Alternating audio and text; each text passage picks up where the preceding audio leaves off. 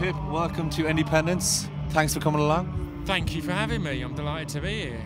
The shows, like I've seen you live a few times now, loads of energy. Do you have any like pre-gig rituals where you're listening to like death metal or something just to get into it? On one of the tours, I would always listen to Glassjaw before going on stage because it had really fired me up. But genuinely, I've just in the last month or so, I've started doing loads of where I live in Stamford. I've started doing loads of stamina training just because we've been off from touring, and when we're touring regularly, it is obviously quite high energy, but that keeps your stamina up. And stamina isn't something you really notice. It's not like I've ballooned or got fat, but we did like the Glastonbury gig, and it was our first gig in like 2 months. And 3 songs in, I felt like I was going to die. I was literally like. But we actually liked that. Where you're like, what the hell am I going to do here? Like on stage, I was like, oh man, the energy's so good. I'm tiring myself out, like playing up to it. But I was like, really though, I feel like I'm about to die. So we'll see how it goes tonight, because this is the first gig since I've been doing like 3 times a week this stamina training stuff. So we'll see if it's giving me more energy or less energy. If worse comes to worse, you can just have a seat, just sit down. I always have a seat on stage. That is one of my things, and I claim it's for like, because the problem with being a 6'4" bearded man is you draw attention. So there's certain bits. It's like it's a duo. There's certain bits where Dan is doing it on his own and smashing it.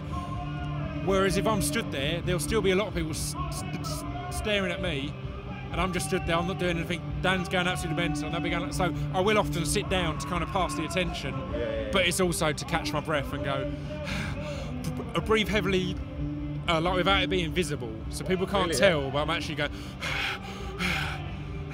I'm looking casual, but you know. Like the ambulance crew over there, we could get a respirator put beside the stage if you want. They wouldn't even know. I'd cover it so well. They'd be like, he looks like he's taking it in his stride, when really my heart's going like that.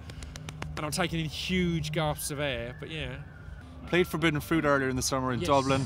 Like you've played Cork a lot of times now, and you've been at Galway, Dublin, you've been all over.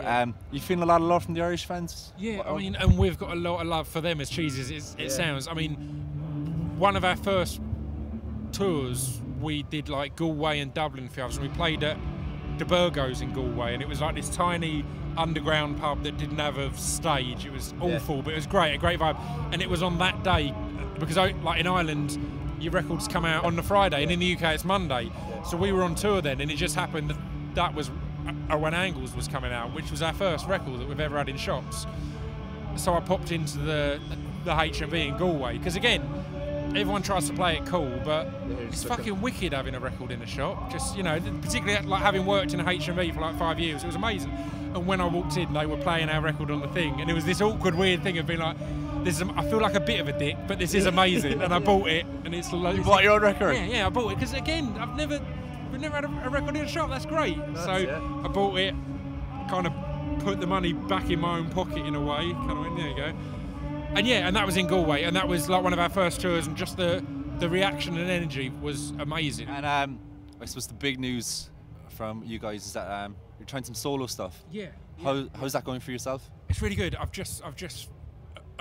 finished a recording and mastering my solo record, and I've worked with tons of different producers and artists on it, from like Danny Lonna from 9 Inch Nails to Steve Mason from the Beta Band, and just all sorts, just a real variation of people, and some good guests on there and that. And yeah, it just feels really good to have it all done. But the scary part now is I'm launching my own label to release it, and it was a choice rather than a need kind of thing. I could obviously, a Sunday Best have been amazing with me and Dan. I'm sure if I'd discussed it with them, they would have been up for it. But they were also excited and open to the fact that I was really excited about just trying something on my own and doing it complete control. So yeah, that's cool. That's going to be coming out on September 19th. I don't know if we've even announced that yet. I might have. You see, I say we. I'm used to working with Dan. I don't know if I've announced that yet on my label for my record. There's no one I have to ask. Pip, thanks so much for talking to us. I really appreciate it, man. Thank you. And best of luck with the solo album as well, yeah? Have fun.